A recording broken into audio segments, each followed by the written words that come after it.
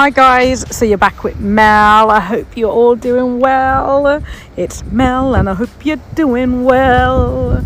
Anyway guys, I've been away on vacation, and whilst I've been on vacation in Alicante, Spain, watching the ocean, having a retreat and retreating away from my normal circumstances, I've also realised that I've retreated and stepped back from my normal emotional responses and had time to think about emotions. So recently I've been doing some work with some professionals on coping with emotions, my emotions. As much as I'm fantastic and I'm great and able to help so many people, it's always good to check in where I'm actually at, if you work with people, and if you're privileged to work with people and have that opportunity, it's always wise to check in with yourself, check in with a professional if you have to see that you're in a good, stable state. And that's what I've been doing recently. I've been looking at my emotions, when my emotions have been high and negative, when my emotions have hit a low and negative, or when my emotions have been a positive or up and down, and what emotions do for us. So emotions, first and foremost, emotions are signals to our body that something is going on.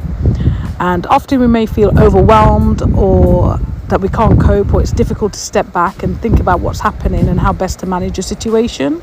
So in the middle of a situation, it's difficult to actually stop and say, you know what, this is how I'm feeling, this is what I'm feeling and why I'm feeling it. It's just not a normal reaction. Also, each of our emotions have a specific purpose, and each one of these specific purpose is important for our survival. So we've been built and wired by the great creator to function a certain way, to react a certain way, and that's why we've got a different variety of emotions. And once we have an understanding and naming of emotions, it gives us a way to interrupt and slow down our reactions. That's something that I've learned.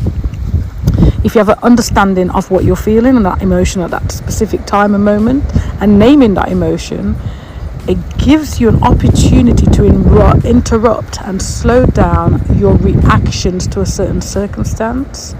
It can also enable you to press pause and learn to manage your emotion in a different way. So I'll give you an example. You could be having a normal day, doing your housework, cooking, cleaning, whatever, watching television, and you may take a phone call that may be distressing, triggering, it may be upsetting to you, and straight away you can go from being relaxed and being at peace and happy to being emotionally charged, to feeling fear, frightened, fear is an emotion, to feeling angry, to feeling worried, anxious. And at no point do you stop to say, oh, this phone call actually caused me to go from feeling relaxed and peaceful and happy to feeling distressed, emotionally challenged, where you're distressed and anxious and fearful because of the news that you've just heard. But in fact, if you have a circumstance that causes a change in your reaction, you just need to be able to work the skill called understanding and naming my emotion. And this actually really works. I'm telling you it works because I've tried it. I've gone from reacting to being aware, and the only reason I got aware is by having a conversation with someone about emotions. And therefore, that's why I'm doing this podcast, so you can have an understanding about emotions, have a discussion with yourself, or even think about the things I'm talking about right now. And the next time an opportunity arises, remember, you've heard this podcast, you've heard this teaching, and I'm sharing these valuable lessons because I had some distressing news on a phone call, and I was like, hang on here, I feel that my emotions are changing rapidly, and I was able to control my reaction. Guys, it's possible to react and have a controlling reaction. So therefore, I didn't react with such worry, anxiety and panic and fear, but I was like logically thinking, I've just heard this news, straight away my stomach's doing somersaults, but in a negative way, like a reaction of fear and anxiety. And I was like,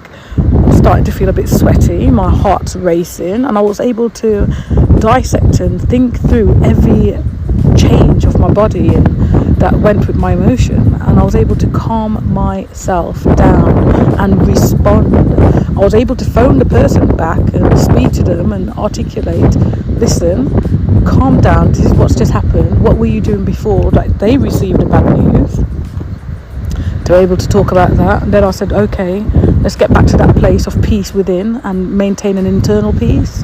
And maintaining an internal peace despite what's going on outside of you is a massive achievement.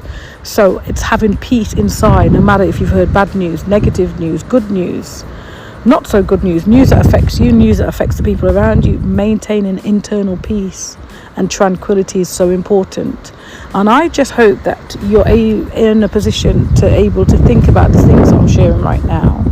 And if you are going through something, or even if you've just had bad news before you heard this podcast, or had some troubling news, whether you've lost your job, whether something's happened to your children, whether something's happened to your marriage or your home or your house, or anything that's caused you to worry and be anxious, be frightened, be sad, be feeling depressed, feeling lonely, just know that you can think your way back to a normal, happy, peaceful state by realizing certain things are out of your control.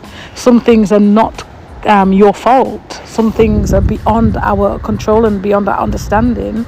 And when we start to realize that and accept, hang on here, me getting panicky and anxious about this is not going to help the situation. Me responding in a panic and anxious way is not going to help the situation or help myself. You start to calm down. And that may be you closing your eyes and just breathing slowly, and as you breathe in, thinking something more positive, and as you breathe out, releasing a negative emotion. I really struggled with doing this years ago with some counselling sessions I had. Yeah, I've had counselling, and I'll cover that later on. But I struggled with closing my eyes and doing breathing techniques because I was like, I'm going to vomit. I feel so panicked right now. I feel so distressed. But I've realised it wasn't my style. And doing the Bible app and the Bible reading plan, I came across this technique where you breathe in the scripture. So my scripture was, I can do all things through Christ who strengthens me. And then breathing out a prayer, God, help me to deal with the circumstance I'm going through right now. I have relied on you, and I know that my power and my strength comes from you and not from myself. And then taking a deep breath and breathing in, all things work together for those that love you, God, who've been called according to you. And then breathing out, God, the situation I'm going through right now is distressing, but I know that it will work for my good in the long run. Help me to have patience, to sit and see the bigger picture, even though it's causing me distress. Let it not cause physical distress and mental distress. It may be distressing to my normal pattern and routine, but let it not be distressing to my internal atmosphere. And this is what I've been doing for my breathing techniques to ground myself when I'm going through something distressing. I call the scripture and I breathe it in and I breathe out the prayer.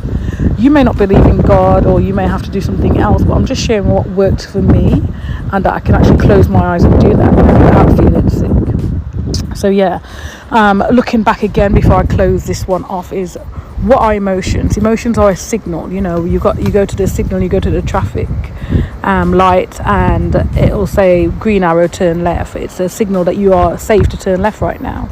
So emotions are signals to our bodies that something's going on. And if you feel happy, that means your body's saying you're responding to maybe good news or a joyful moment or something that you were waiting on that to happen. It's just suddenly happened, and you feel sudden outburst of joy and happiness and excitement. Our body's telling us this is something that's happening, and it's a signal to let us know that we're responding as well.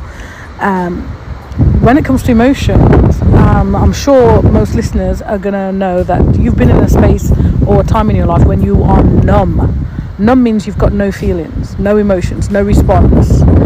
If you go to the doctor and they're trying to check to see if your nerves are responding, they may get a needle and prick your legs or your thighs or whatever and says, can you feel this? Let me know when you feel this. And some people say, oh, I can't really feel that. And it's the same with your emotions. Sometimes we go through something that's so shocking, so traumatic, we may not mentally be able to comprehend it. We go numb, we have no reaction, no emotion. Our body's not giving us a signal that we feel happy or sad. And that's not a good place to be in. However, it does happen at some point. But if you stay in that place, it's dangerous. And that's what I would say to anyone: go and get help. If you're walking around feeling numb, speak to your doctor, speak to your GP, speak to the mental health service, and get reconnected to your emotions. And sometimes you have to get to that place where you say, I'm feeling numb, I've got no response to a certain circumstance, and that's because you probably need help to work through that. And I've been there, so I can only share with you what I've been through, and I know that's worked, and I've had to go and get help, and I've had to realise, hang on here, I'm not feeling anything, I need to get help. And gradually emotions have returned: sad, angry, upset, rage, but at least I'm feeling something. And then eventually those emotions turn to happiness, joy. I feel peaceful, I feel happy, I feel competent, I feel adequate, I feel hungry, I feel peace. Yeah. So sometimes you just have to work things out and know that your body is signaling what you're feeling, how you're feeling inside. And emotions are good. You can be angry and not go and punch someone, say that. Yeah, so when you're angry, it just lets you know that you're upset over something, that you have got feelings, you have got emotions. And being angry doesn't mean it's bad. It doesn't have to be a negative. It just means that something's upset you, and you've got the right to feel that, but just don't dwell and live in that place long enough that it overtakes you and you become an angry person. And eventually that anger can turn into rage and angry outburst. Often when you feel overwhelmed and have to go through something, it's hard to practice what I've just said to you, but just practice eventually becomes a habit becomes a lifestyle. So yeah, guys, I'm just away and I'm just reflecting, and that's what's come to me. I hope this helps somebody. It really helped me, and as I'm learning, I'm going to be sharing with other people. And whoever's listening, I hope that it helps your day, or helps your future, or helps you when you go through a circumstance. You may be able to hear the beach or the sea behind me. I'm not sure if you can hear the sea breeze, but I'm in the sun and I'm soaking up the vitamin D, and I'm sharing on my reflection on emotions. I hope you are well. Take care. Thank you for listening, and join me next time on Oh Mel. Take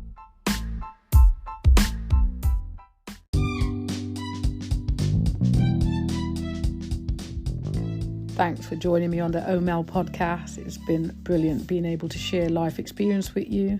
Please like, subscribe, and feel free to share to someone that may benefit from this. Take care, and God bless you.